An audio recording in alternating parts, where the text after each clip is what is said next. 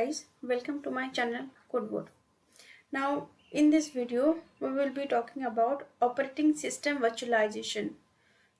तो अगर आपने अभी तक ये प्लेलिस्ट एक्सेस ना की हो तो मैं डिस्क्रिप्शन बॉक्स में वो लिंक मेंशन कर दूंगी, तो आप वो प्लेलिस्ट जाके एक्सेस कर लेना. Okay, so let's get started. So what is operating system virtualization? पहले टेक्निकल डेफिनेशन देख लेते हैं, फिर हम एक एक करके डिस्कस करेंगे. It's also known as OS level virtualization. मतलब क्या है? ये जो ऑपरेटिंग सिस्टम वर्चुअलाइजेशन है, इसको हम ओएस लेवल के ऊपर जो वर्चुअलाइजेशन होते हैं, जो हम जब अपने ओएस को वर्चुअलाइज करते हैं, तो वही सेम कॉन्सेप्ट यहाँ है. ये this is known as operating system virtualization. Okay, and it's a form of virtualization technology that works on the operating system level. जब हम अपने ऑपरेटिंग सिस्टम के ऊपर वर्चुअलाइजेशन कंसेप्ट लाते हैं तो उसको बोलते हैं ओएस वर्चुअलाइजेशन. मतलब ये ओएस लेयर के ऊपर वर्क करता है. ठीक है ना? Now in this case, the kernel of an operating system allows for the existence of several segregated user space instances. मतलब क्या है? पहले अब कर्नल के मतलब समझो. कर्नल यानी कोर ऑफ ऑपरेटिंग सिस्टम. मतलब हम उसको सिंगल भाषा में बोलते हैं the heart of operating system. That is the deepest part, that deepest concept of operating system. Okay, तो कर्नल जो होता है ना, वो सेवरल एग्जिस्टेंस यूजर्स को यूजर स्पेस अलाउ करते हैं. तो मतलब ये है कि हम जब वॉइस के ऊपर काम करते हैं, हम एक मशीन को वर्चुअलाइज करते हैं, तब हम एक मशीन में different kind of operating system use करते हैं. तो वही कंसेप्ट यही है कि वो जो कर्नल तो एक ही है. कर्नल डिफरेंट यूजर्स को, कर्नल डिफरेंट स्पेस को, डिफरेंट वॉइस यूजर्स को वो सारे फंक्शनलिटीज प्रोवाइड करते हैं जो एक physical machine, physical operating system है.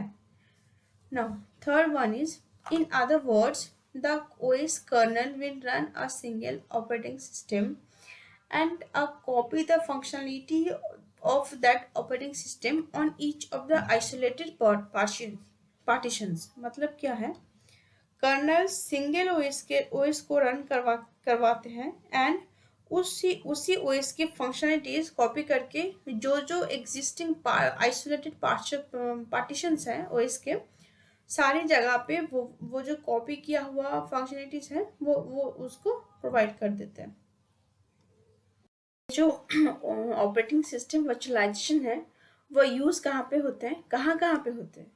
फर्स्टली देखिए, यहाँ पे पॉइंट्स कुछ लिखा हुआ है, बहुत ही important and easy to remember वाला पॉइंट मैंने राइट किया हुआ है. तो फर्स्ट पॉइंट देखिए, in a virtual hosting environment this is used. अगर आपने कभी होस्टिंग देखा होगा तो होस्टिंग डिफरेंट ऑपरेटिंग सिस्टम से किया जाता है. मतलब मान लो मैं विंडोज यूजर हूँ, तो होस्टिंग तो एक ही सर्वर है, तो दैट सर्वर जहाँ से होस्टिंग हो रही है, तो वो तो एक ही सिंगल सर्वर है ना.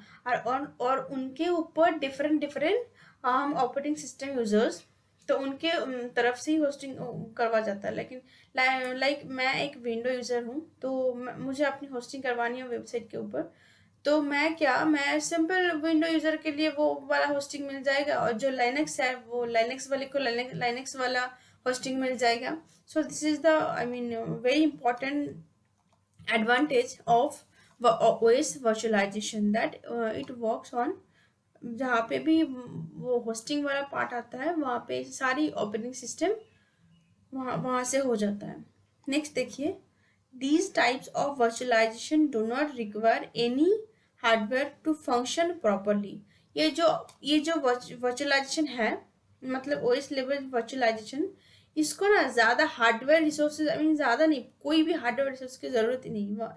मान लीजिए जहाँ पे वो सर्वर से होस्टिंग हो रही है वहाँ पे तो हार्डवेयर मशीन डेफिनेटली है, लेकिन मान लीजिए एक विंडोज यूजर के लिए एक मशीन है, लाइनेक्स यूजर के लिए लाइनेक्स मशीन थोड़ी ना होगी.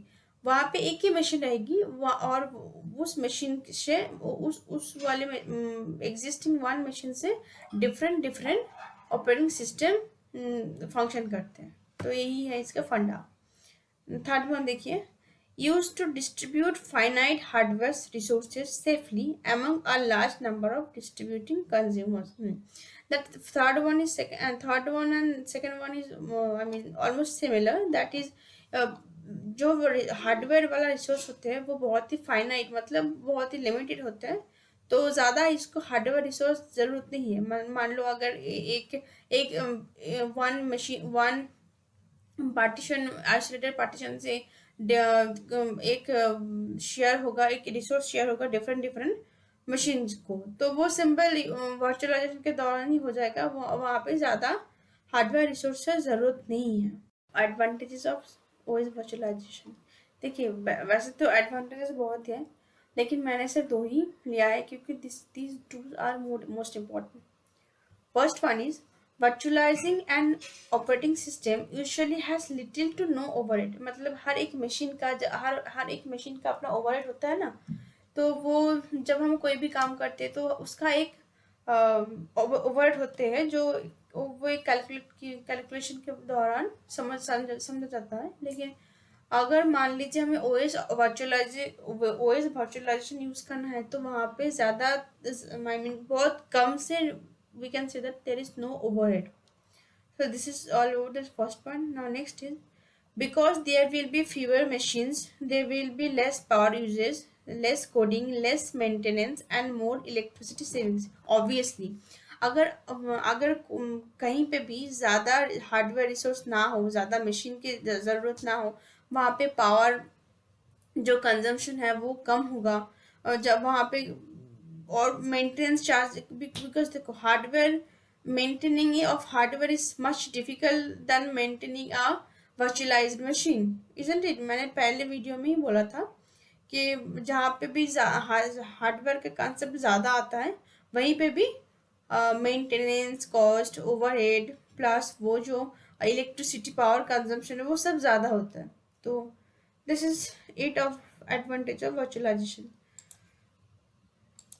So guys, thanks for watching. If you like the video, if you think that you have gained any sort of knowledge from this video, then please do subscribe my channel, give the thumbs up and don't forget to share my video.